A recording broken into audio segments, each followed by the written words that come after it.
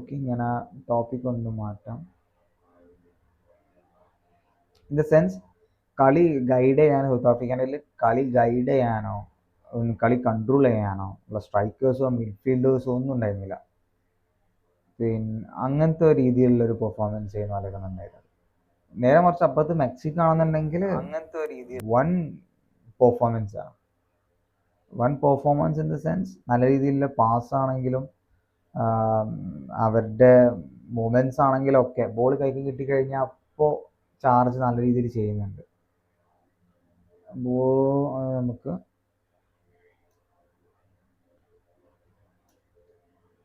Mexico versus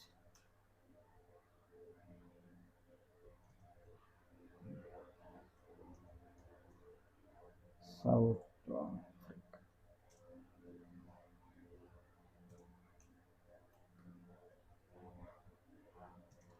match review.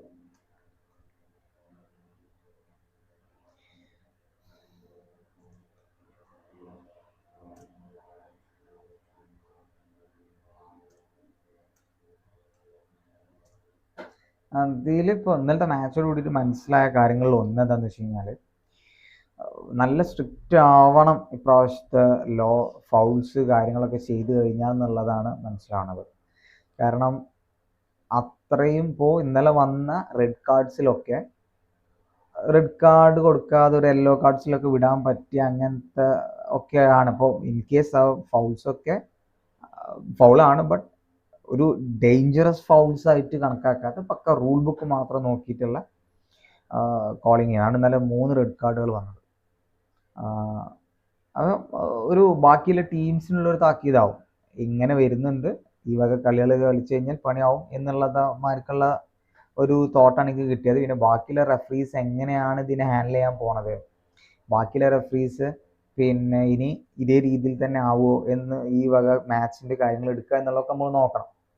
അപ്പോൾ when we talk about Mexico is that they are well prepared and well coordinated, but South ആഫ്രിക്കൻ്റെ match ഇങ്ങനെയാണ് അവർ കളിക്കാൻ കണ്ടുകയെന്നുണ്ടെങ്കിൽ ഒരു as usual പരിപാടികളിൽ പോകും. കാരണം 9 പേര് വെച്ചിട്ടാണ് ലാസ്റ്റ് ഒരു കളിച്ചത്. ഫൗൾസ് മാത്രമേ ഒരു ഫോക്കസ് ചെയ്യേണ്ടായിരുന്നുള്ളൂ. ഒരു കോർഡിനേഷനോ ലീഡ് ചെയ്യാൻ ഒരാളില്ലാത്ത അങ്ങനത്തെ രീതിയിലുള്ള പെർഫോമൻസ്. കിട്ടുന്ന സെറ്റ് പീസസ് ആണെങ്കിൽ അടക്കം പാസിങ് കറക്റ്റ് അല്ല. ഇവിടെ ഈ ടർഫിൽ പിള്ളേരെ നന്നായിട്ട് കളിക്കും. അപ്പോൾ അതേ ഉള്ളൂ. ബട്ട് അപ്പുറത്തെ സൈഡിൽ മെക്സിക്കോ നല്ല രീതിയിൽ പെർഫോം ചെയ്തുകൊണ്ട് നമുക്ക് കാണാൻ കുറച്ചും കൂടി ഒരു രസമുണ്ടായിരുന്നു. അതാണ് അതിൻ്റെ കാര്യത്തിൽ ഉണ്ടായിരുന്നത്, ആ ഒരു പെർഫോമൻസിൽ. പിന്നെ അതിൽ പറഞ്ഞ പോലെ തന്നെ 22 മിനിറ്റ് കഴിഞ്ഞിട്ടുള്ള ഒരു ഹൈഡ്രേഷൻ ബ്രേക്ക് ഉണ്ടായിരുന്നു. 45 മിനിറ്റ്സിൽ ഫസ്റ്റ് ഹാഫിൽ 24 മിനിറ്റ്സ് കഴിഞ്ഞിട്ടാണ് ഒരു ഹൈഡ്രേഷൻ ബ്രേക്ക് ഉണ്ടായത്. നെക്സ്റ്റ് സെക്കൻഡ് ഹാഫിൽ ഹൈഡ്രേഷൻ ബ്രേക്ക് ആ ഒരു ടൈം കഴിഞ്ഞിട്ട് തന്നെ ഉണ്ടായിരുന്നത്. പിന്നെ പക്ഷെ വാട്ട് ഐ തോട്ട് ദാറ്റ്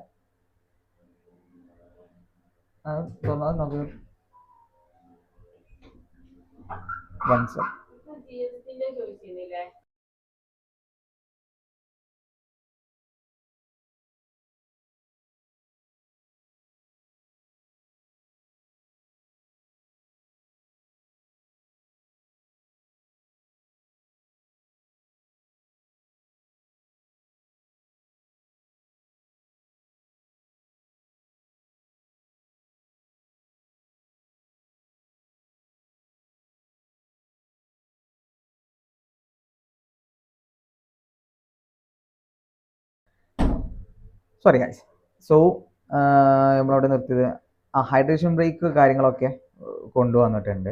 പിന്നെ അതിൽ റൂൾസിൻ്റെ കാര്യത്തിൽ ഇപ്പോൾ സോറി ഞാൻ പറഞ്ഞതെന്ന് വെച്ച് കഴിഞ്ഞാൽ നമ്മുടെ എക്സ്ട്രാ ടൈമിൻ്റെ കാര്യത്തിൽ നമുക്കൊരു സാധാരണ ഒരു ലാസ്റ്റ് സീസണൊക്കെ ഉണ്ടായിരുന്ന സമയത്ത് വേൾഡ് കപ്പിലൊക്കെ 10 മിനിറ്റോളമൊക്കെ എക്സ്ട്രാ ടൈമുകൾ കൊടുത്ത സമയമാണ്. അപ്പോൾ ഞാൻ പ്രാവശ്യത്തെ നമ്മൾ റൂൾ ബുക്ക് അറിയാമല്ലോ, 5 സെക്കൻഡ് മാത്രമേ ഒരു സെറ്റ് പീസിന് എടുക്കാൻ പാടുള്ളൂ. ഗോളിൻ്റെ കയ്യിൽ പന്ത് കിട്ടിക്കഴിഞ്ഞാൽ 10 സെക്കൻഡ് 5 സെക്കൻഡിലൊക്കെ അത് ക്ലിയർ ചെയ്ത് വിടണം. പിന്നെ എന്തെങ്കിലും തരത്തിൽ പരിക്ക് വന്നു കഴിഞ്ഞാൽ നേരെ അപ്പുറത്തേക്ക് ഗ്രൗണ്ട് അല്ലാതെ നേരെ അപ്പുറത്ത് കൊണ്ടുപോയി ട്രീറ്റ് ചെയ്യൽ അങ്ങനെ മാത്രമേ പറ്റുള്ളൂ എന്നുള്ളതൊക്കെ നമ്മൾ കണ്ടിട്ടുണ്ട്.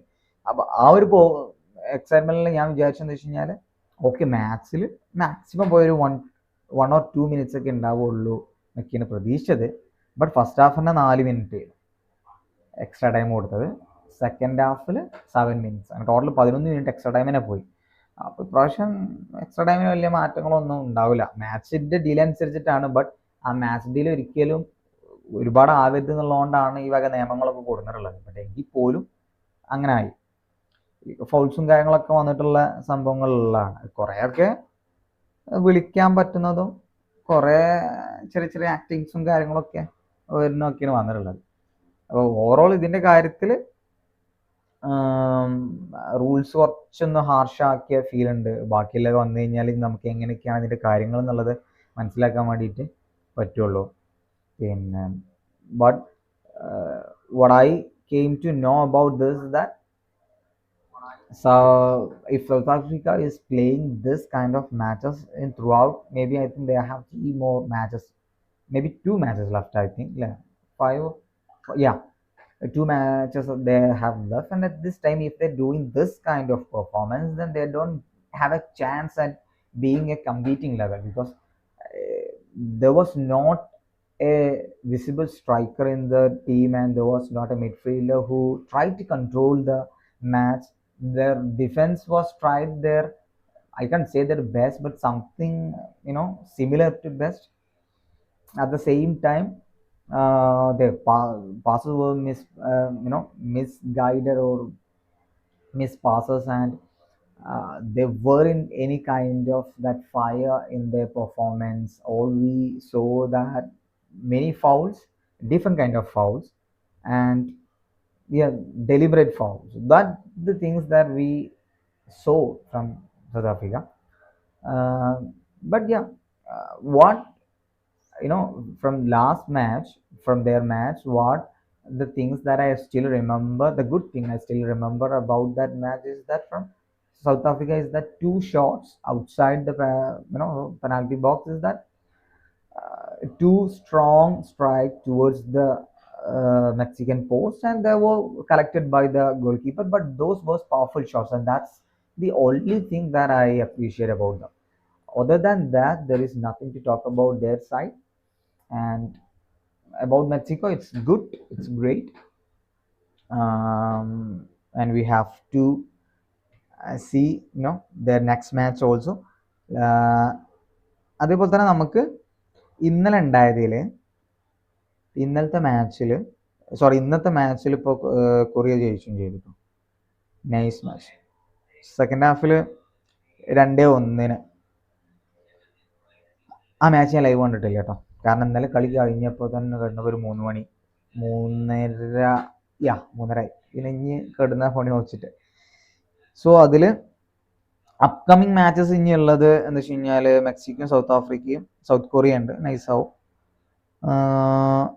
അതേപോലെ 2-1 ജയിച്ചത് south Korea, 2 check republic 1. Nice. Group stage ആ ഗ്രൂപ്പിൻ്റെയാണ് ആ ഒരൊറ്റ ദിവസം വേണ്ടി ഇന്നലെ നടന്നത്. 3 പോയിന്റ് വെച്ചിട്ട്. സോ മെക്സിക്കോ ഗോൾ സ്കോറിംഗ് അഗ്രിഗേറ്റിൽ ഒരു ഗോൾ മുമ്പിലാണ് 1ാം സ്ഥാനം എന്നുള്ളത്. സോ ഇനി ഉള്ളത് ഇന്നത്തെ മാച്ചസ് ആണ് നമുക്ക് ഇനിയുള്ളത്.